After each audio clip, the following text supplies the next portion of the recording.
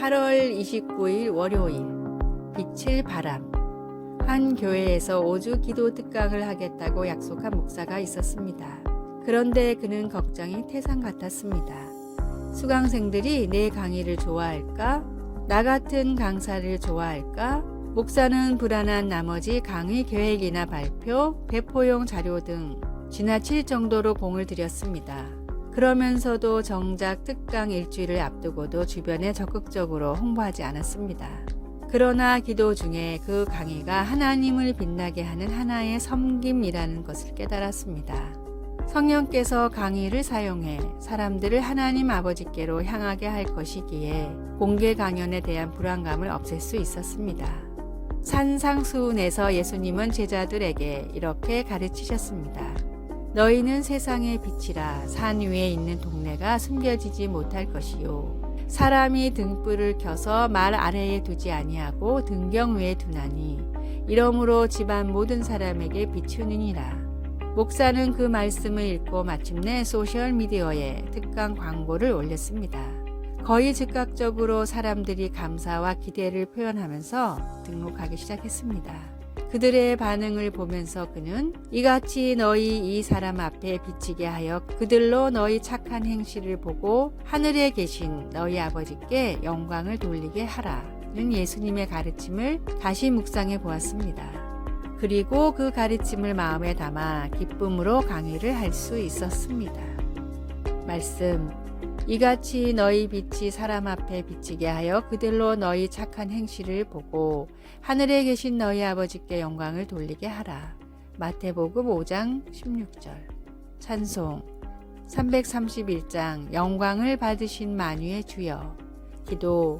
예수님, 하나님께서 제게 주신 빛을 비추도록 능력 주셔서 사람들이 주님을 보고 주님께 영광을 돌리게 하소서. 예수님의 이름으로 기도드립니다. 아멘.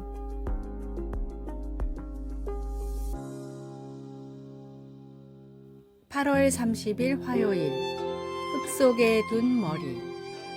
서아프리카의 부족 마찌족은 내 머리를 땅속에 심습니다 라는 독특한 표현으로 감사를 표현합니다. 마찌족은 상대방에게 예의를 갖출 때 머리를 땅에 닿게 절을 합니다. 머리를 땅속에 심는다는 표현은 그보다 더 정중하고 겸손한 극한의 표현입니다.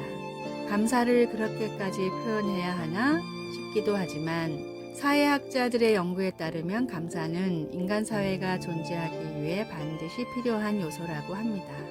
서로를 믿고 돕는 관계 형성의 기본이 바로 감사이기 때문입니다. 감사를 느끼고 표현하기만 해도 사람은 저절로 기쁨과 보람을 느끼게 됩니다. 감사에는 이토록 놀라운 힘이 있음에도 대부분의 사람들은 부끄럽거나 감사의 힘을 믿지 못하겠다는 이유로 감사에 소극적입니다. 시카고 대학의 니콜라스 이플리 박사는 평소에 감사를 잘 표현하지 않는 사람들을 대상으로 감사 쪽지를 쓰게 했는데 하루 단 한 번의 감사의 표현만으로도 삶의 행복도가 매우 크게 높아졌습니다. 감사를 표현할 줄 아는 사람은 행복의 비밀을 아는 지혜로운 사람입니다. 감사를 통해 매일 하나님이 허락하신 행복의 문을 여십시오. 오늘의 말씀. 그 안에 뿌리를 박으며 세움을 입어 교훈을 받은 대로 믿음에 굳게 서서 감사함을 넘치게 하라. 골로새서 2장 7절. 오늘의 찬송 429장 세상 모든 풍파 너를 흔들어. 오늘의 만나. 크고 작은 감사를 느끼며 표현하는 지혜로운 사람이 되게 하소서. 오늘 주님과 이웃이 내게 베풀어준 감사한 일을 생각하고 표현합시다.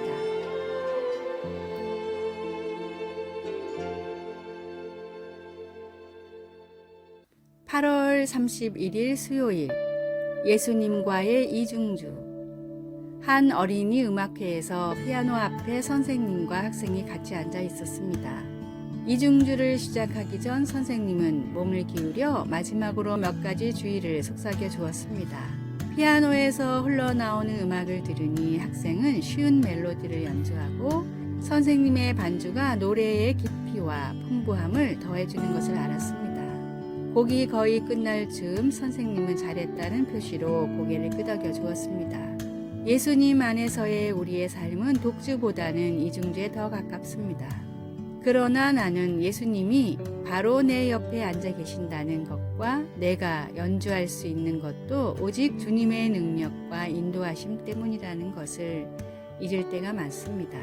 혼자 힘으로 피아노 건반을 정확하게 치려고 애쓰는 것처럼 하나님께도 내 힘으로 순종하려고 하지만 대개 가식과 공허함만 드러내고 끝나고 맙니다.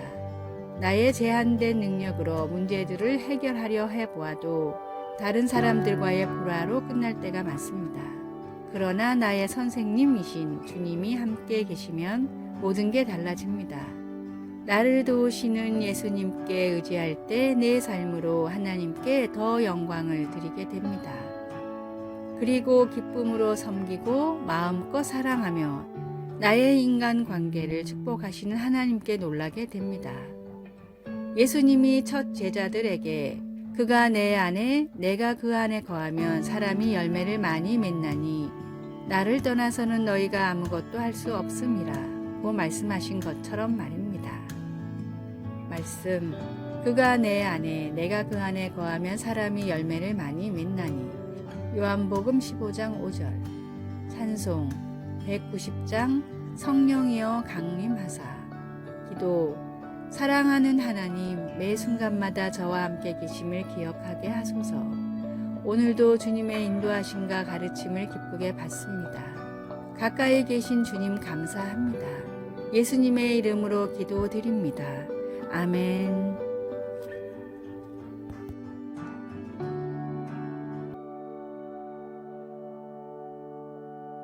9월 1일 목요일 오렌지를 따는 일.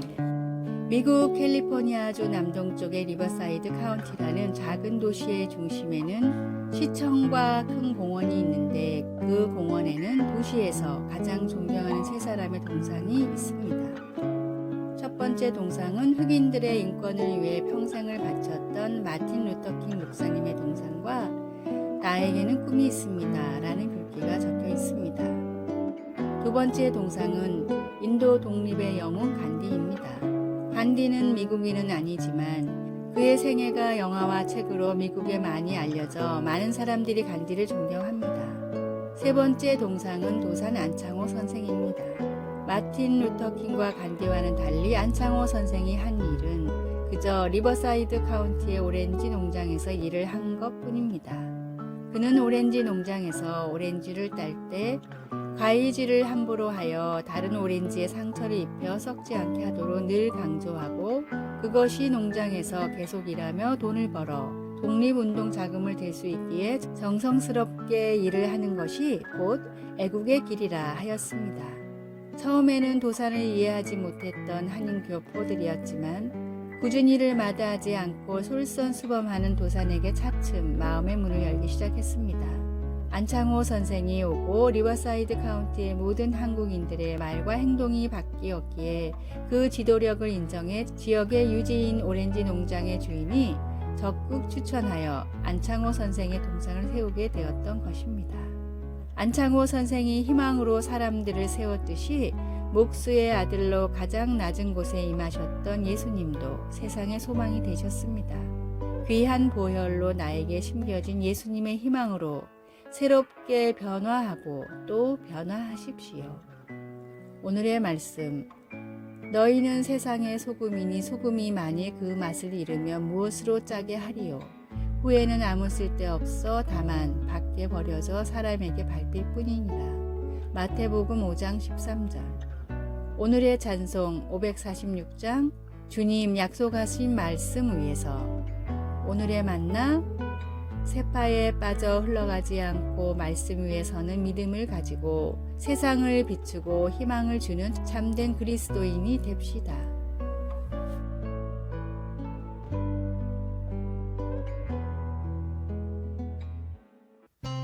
(9월 2일) 금요일 하나님이 지어주신 이름. 살아가면서 별명을 얻어본 적이 있습니까? 학교 친구들이나 직장에서 동료들이 지어준 별명은 주로 황당했던 사건이나 재미있는 버릇 또는 좋아하는 취미를 가지고 만들게 됩니다. 그런데 별명은 성경에서도 볼 수 있습니다. 예를 들어 예수님은 야고보와 요한 사도에게 우레의 아들이라는 별명을 붙여주셨습니다. 성경에서 누군가 스스로 별명을 붙이는 것은 흔치 않은 일인데 나옴이라는 여인은 남편과 두 아들이 죽었기 때문에 사람들에게 괴로움이란 뜻의 마라로 자신을 불러달라고 했습니다. 그녀는 하나님께서 자기의 인생을 쓰라리게 하셨다고 느꼈습니다. 그러나 나오미가 자신에게 붙인 새 별명은 오래가지 않았습니다. 가족을 잃은 엄청난 충격이 그녀의 인생의 끝이 아니었기 때문입니다. 처절한 상황 가운데서도 하나님은 사랑하는 며느리 룻을 통해 그녀를 축복하셔서 결국에는 룻이 재혼하여 아들을 낳아 나오미에게 다시 가족을 이루어 주셨습니다.